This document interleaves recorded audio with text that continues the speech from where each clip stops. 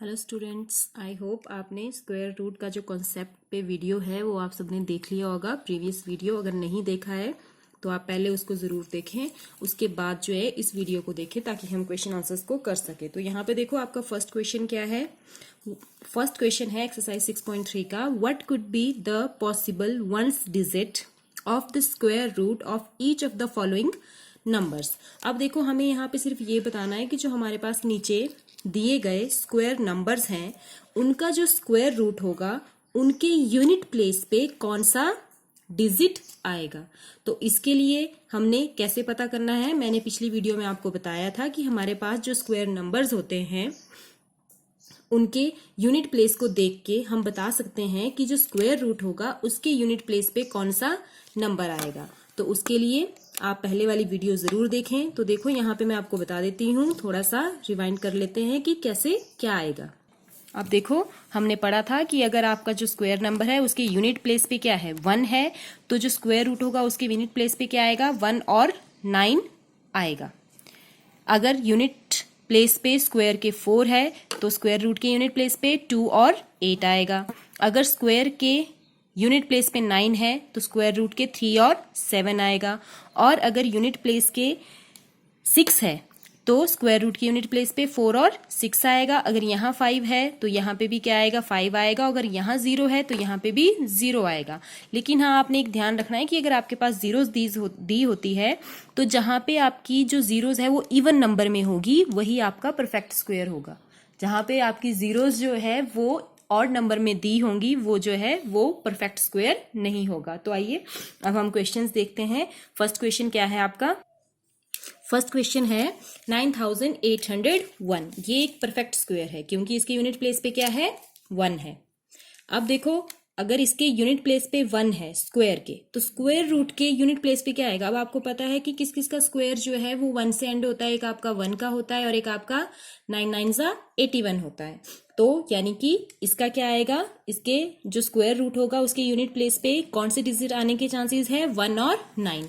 तो देखो हम इसको लिखेंगे कैसे, हम क्या लिखेंगे, हम लिखेंगे ones digit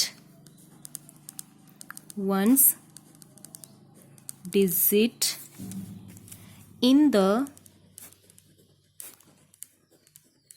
the square root of 9801 may be 1 और 9। क्या लिखेंगे, क्या आएगा 1 और 9 आएगा। अब देखो जो नेक्स्ट है दैट इज बी पार्ट। अब बी पार्ट में आपका क्या है, बी क्वेश्चन है आपका 99,856। अब देखो इसकी यूनिट प्लेस पे क्या है 6 है। तो याद करो जरा कि 6 जो है वो किस किस के स्क्वायर के एंड में आता है। देखो 2 का 4 होता है, नहीं आता 6, 3 का 9 होता है, 4 का 16। तो एक तो 4 के स्क्वायर का क्या आता है 16 और एक आता है आपका 5 5 25, 6 6 36, उसमें भी एंड में क्या आता है 6। यानी कि जो ये है इसके स्क्वायर रूट के यूनिट प्लेस पे कौन सी डिजिट होने के चांसेस है आपके 4 और 6। तो हम कैसे लिखेंगे, ones digit in the square root of 99,856 may be 4 और 6। इसी तरह से हम नेक्स्ट पार्ट करेंगे। नेक्स्ट है आपका 9,98,001। अब यहाँ पे भी 1 है तो ऑब्वियसली आपको पता है कि आंसर क्या आएगा। हमने पहले भी ऐसा ही एक आंसर कर रखा है। तो हम लिखेंगे ones digit in the square root of maybe 1 or 9। Now the next part, D part।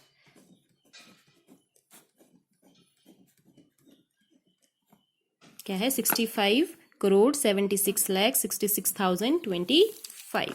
तो यहाँ पे सिंपली एंड में क्या है 5 है। तो हमें पता है कि 5 किसके स्क्वायर में आता है, सिर्फ 5 के स्क्वायर में आता है, तो यानी कि इसका जो स्क्वायर रूट होगा उसके यूनिट प्लेस पे भी क्या आएगा, 5 ही आएगा। तो हम लिखेंगे ones digit in the square root of 65,000 76,66,025 may be 5. So this is the solution of question number 1. Now we will do our next question, that is question number 2. अब देखो क्वेश्चन नंबर 2 क्या है, without doing any calculation find the number which are surely not perfect square. अब हमें यहाँ पे बिना किसी कैलकुलेशन के ये बताना है कि जो नीचे दिए गए नंबर्स हैं वो परफेक्ट स्क्वायर है या नहीं है। तो इसके लिए हमें क्या है, हमने परफेक्ट स्क्वायर्स पढ़ रखे हैं, मैंने आपको पहले भी बताया था कि कौन से नंबर जो है आपके परफेक्ट स्क्वायर होते हैं, जिनके एंड में क्या आता है, 1 आता है, 4 आता है, 9 आता है, 6 आता है, 0 आता है और 5 आता है, वही नंबर्स आपके परफेक्ट स्क्वायर होते हैं। और जिसके एंड में कौन से नंबर्स बच गए, 2 बच गया, 3 बच गया, 7 और 8, जिनके यूनिट प्लेस पे ये नंबर आते हैं वो परफेक्ट स्क्वायर नहीं होते। तो देखो इसको हम लिखेंगे कैसे। क्वेश्चन नंबर 2, तो यहाँ पे हम सबसे पहले लिखेंगे वी नो दैट